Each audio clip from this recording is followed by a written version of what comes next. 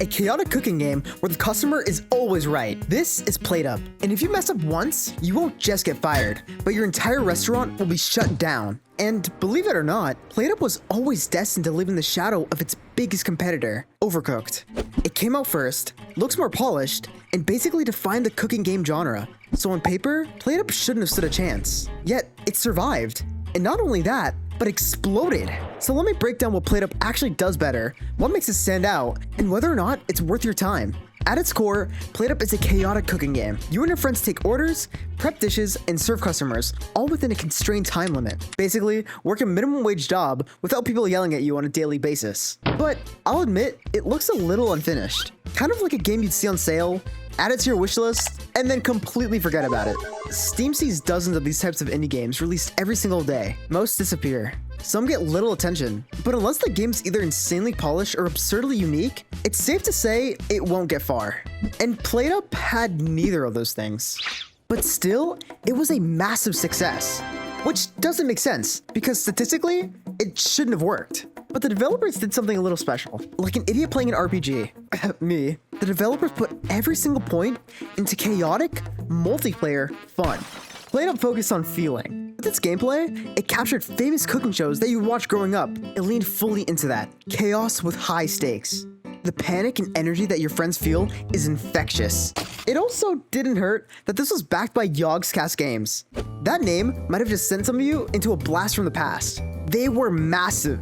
Essentially defined YouTube Let's Plays back in the day. So they used their years of YouTube experience to elevate a game they knew would go viral. They packaged it specifically for YouTubers to create amazing, viral content, even adding a feature where viewers can become customers. In a sea of forgotten indie games, PlateUp did the impossible. It stood out. So now that we know why it works, what does it do so differently?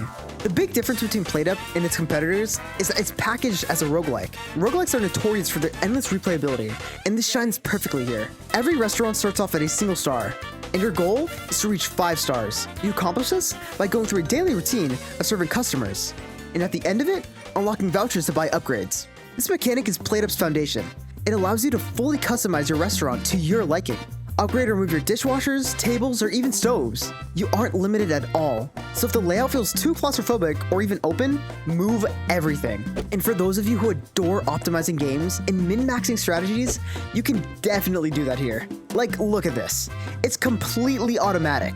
All you have to do is throw some fish on a pan and a conveyor belt will do the rest. But if you aren't into that, like me, don't sweat it.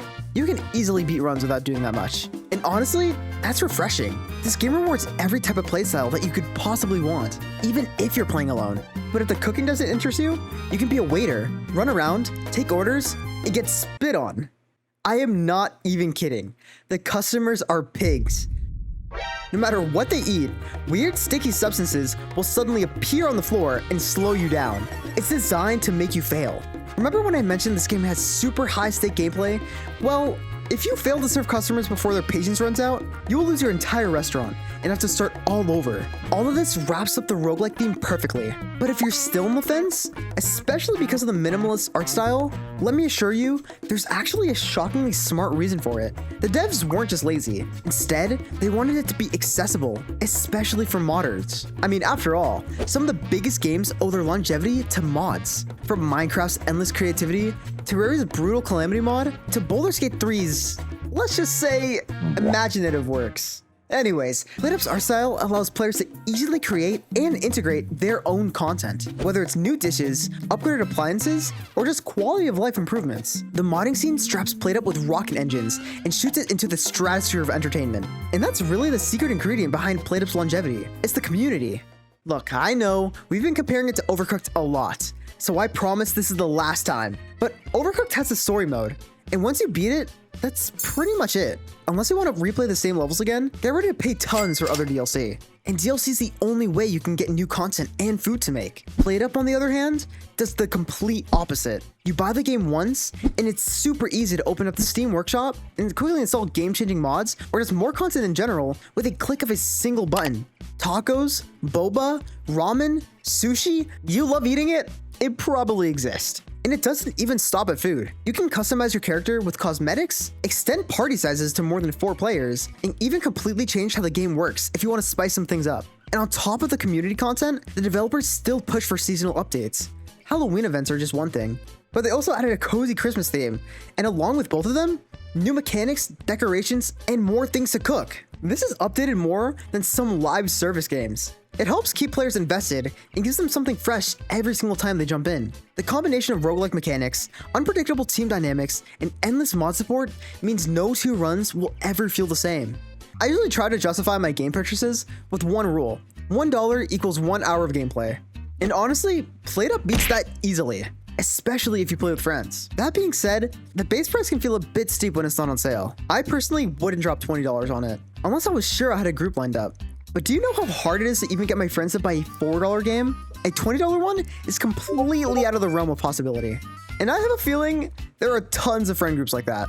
But during a Steam sale, I think picking it up is a no-brainer. And even then, if you still don't want to commit to the full price of it, there's a demo always available for you to try. Not a lot of games do demos nowadays, but it's always been such a nice introduction to games before spending all your money on it. So the question everyone is asking, is it worth it?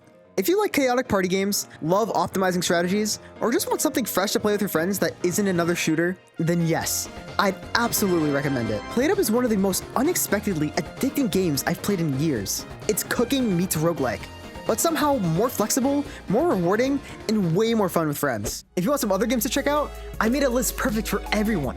And who knows, if I didn't talk about a game, maybe I will in the future. Subscribe to see.